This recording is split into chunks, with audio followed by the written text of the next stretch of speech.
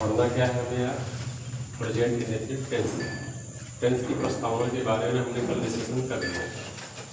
क्या पढ़ना है? Present indefinite tense. Present indefinite tense को कहते हैं वर्तमान अनिश्चित काल। क्या कहते हैं? वर्तमान। प्रेजेंट मतलब क्या? वर्तमान अनिश्चित काल। क्या कहेंगे? वर्तमान अनिश्चित काल। ठीक, मतलब जिसमें अनिश्चितता का अवध होगा और कोई हैबिचुअल फैक्ट मिलेगा, वही क्या होगा? प्रेजेंट इंडेफिनिट टेंस होगा। It's this expression and like as habitual action is known as present indefinite tense. दूसरी बात क्या है? अगर हम इसकी बात करें पहचान की, किसकी बात करें? पहचान की, ठीक ना? इसकी बात करें पहचान या आइडेंटिफिकेशन की। राजकुमार, इसकी बात की जाए आइडेंटिफिकेशन की। आइडेंटिफिकेशन क्या होगी इसकी? In the ending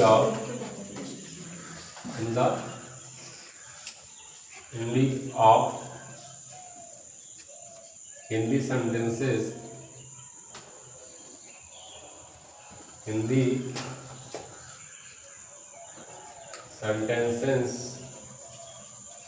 of distance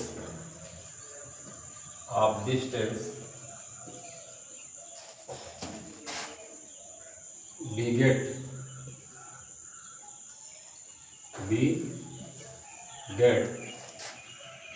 ता है, ती है एंड ते है। इसका सीधा सा मतलब हुआ, इस टेंस के हिंदी वाक्यों के अंत में हम क्या प्राप्त करते हैं? ता है, ती है, ते है, एक्सेट्रा। ठीक ना? मतलब पहचान क्या होगी? अंत में आपको ता है, ती है, ते है मिलना है। क्या मिलना है? अंत में आपको क्या मिलेगा? ता है, ती है, आदि शब्द ही मिलते हैं। ठीक ना? एकदम ध्यान समझिएगा। अब नियम क्या होता है? जैसे रूल समझ लीजिए। रूल एकदम सिंपल है। रूल क्या है? बहुत सिंपल है। अगर वाक्य में आपको सब्जेक्ट मिलेगा, सिंगुलर सब्जेक्ट मिलता है। क्या मिलता है? क्या होगा? वाक्य में सिंगुलर सब्जेक्ट की अगर बात की जाएगी तो इसके साथ केवल क्या लिखी जाएगी? Main verb. क्या लिखी जाएगी? Main verb. जो मेन वर्ब होगी इसकी फर्स्ट फॉर्म लिखी जाएगी, यानी कि बेस फॉर्म लिखी जाएगी। और इस बेस फॉर्म के साथ क्या लगेगा? यस लगेगा, या फिर ईएस लगेगा, या फिर आईईएस लगेगा। ठीक, क्या लगेगा? आईईएस। देखिए, यस और ईएस और आईईएस लगने का भी एक नियम है। आईईएस किसके साथ लगेगी और यस किसके साथ लगेगा, या ईएस किसके साथ लगेगी? जैसे गो आया, GO, तो उसके साथ क्या लगेगी? ES लगेगी। अगर फ्लाई आया, फ्लाई के साथ क्या लगेगी? IES लगेगी ना? जैसे वह पतंग उड़ाता है, he flies a kite, he flies a kite। ठीक ना? आगे की बात करते हैं। रूल नंबर द्वितीय की बात करेंगे। रूल नंबर द्वितीय क्या होगा? रूल नंबर द्वितीय कहता है क्या? अगर बात प्लूरल सब्जेक्ट की जाए, किसके साथ? प्लूरल सब्जेक्ट की जाए, प्लूरल सब्जेक्ट की जाए, इसके साथ केवल क्या होगा? ओनली वर्ब की फर्स्ट फॉर्म ही लिखी जाएगी। क्या लिखी जाएगी? केवल वर्ब की फर्स्ट फॉर्म लिखी जाएगी। मतलब अगर सब्जेक्ट कैसा है? बहुवचन है, इसमें केवल वर्ब की फर्स्ट फॉर्म लिखेंगे और कुछ नहीं करते। किसमें? प्रेजेंट इंडेफिनिट टेंस में। ठीक, अब इसके बाद बात करते हैं आपके स्ट्रक्चर की। किसकी बात करेंगे? स्ट्रक्चर की। इसकी बात करेंगे स्ट्रक्चर की। स्ट्रक्चर में सबसे पहले क्या मिलेगा? स्ट्रक्चर में आपको सबसे पहले मिलेगा सब्जेक्ट। सब्जेक्ट के बाद क्या मिलेगी? वर्ब की फर्स्ट फॉर्म प्लस इसके बाद आपको क्या मिलेगा? यस ऑब्लिक ईएस अथवा IES प्लस क्या? ऑब्जेक्ट। ठीक, या इसके बाद कहीं कहीं कॉम्प्लीमेंट आपको मिल जाएगा। क्या मिल जाएगा? कॉम्प्लीमेंट। ठीक, समझ में आया? इतना समझ में नहीं चल रहे हैं राजकुमार? आगे ध्यान समझिए। जैसे एक ट्रांसलेशन दिया गया है, वे प्रतिदिन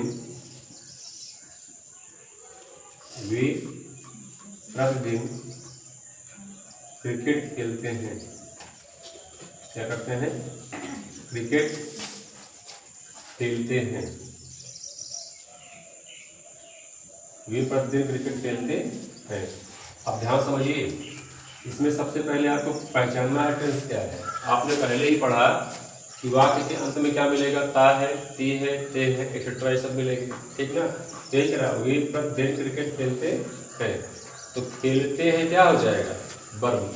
और एक बात हमेशा याद रखेंगे, हिंदी वाक्य में वर्ब क्या आएगी? वर्ब सबसे आखिरी में लिखी जाती है। कहाँ आएगी वर्ब? सबसे कहाँ रहेगी वर्ब? आपको मिलेगी सबसे अंत में हिंदी वाक्य में। जो मुख्य क्रिया होगी वो कहाँ मिलेगी?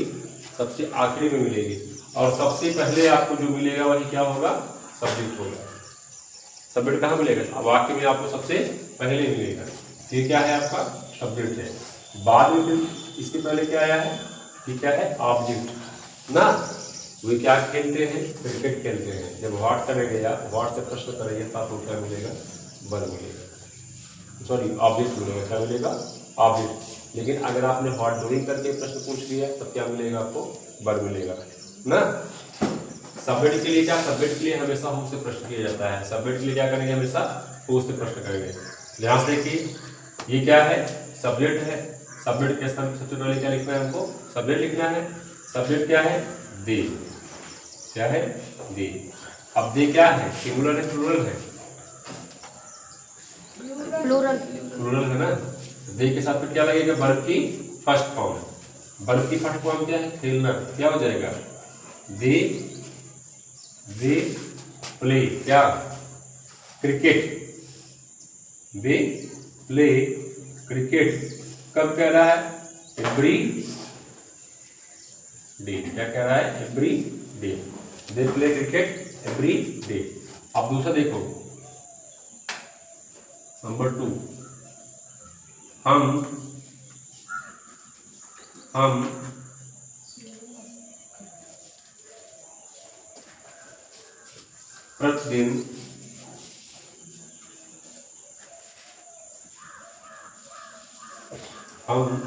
प्रतिदिन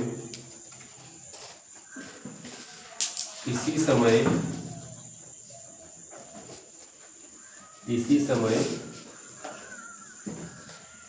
पढ़ने जाते हैं। भैया शांत रहिए। क्या है? पढ़ने जाते हैं। ठीक, रोना बोलना करिए बीच में। ठीक, क्या करें? हम प्रतिदिन इसी समय पढ़ने जाते हैं। जब वाक्य में क्या मिल जाए? दो वर्ब मिल जाए। मिश्रा जी, जब वाक्य में क्या मिलेगी? दो वर्ब मिलेगी। अगर दो वर्ब मिल रही तो आपको सबसे पहले क्या पहचानना है? मेन वर्ब है। ठीक, तो यहाँ मेन वर्ब क्या है? जाते हैं। इसके पहले जो पढ़ने शब्द आ गया, इसका प्रयोग हम इन्फिनेटिव वर्ब के रूप में कर देंगे। कैसे करेंगे? इन्फिनेटिव वर्ब के रूप में। इन्फिनेटिव वर्ब क्या है? जब वर्ब की बेस फॉर्म से पहले क्या लग जाए? जब वर्ब की बेस फॉर्म से पहले टू का प्रयोग कर लिया जाता है तो इसे बोलते हैं क्या? Infinitive verb. समझ में आया ना? तो सब्जेक्ट क्या मिला आपको? बी ना, हम मिला। वर्ब क्या मिली? जाते हैं। क्या करने जाते हैं? पढ़ने जाते हैं। क्या करने जाते हैं? पढ़ने। कब जाते हैं? इसी समय। क्या हो जाएगा? इसी समय। क्या हो जाएगा?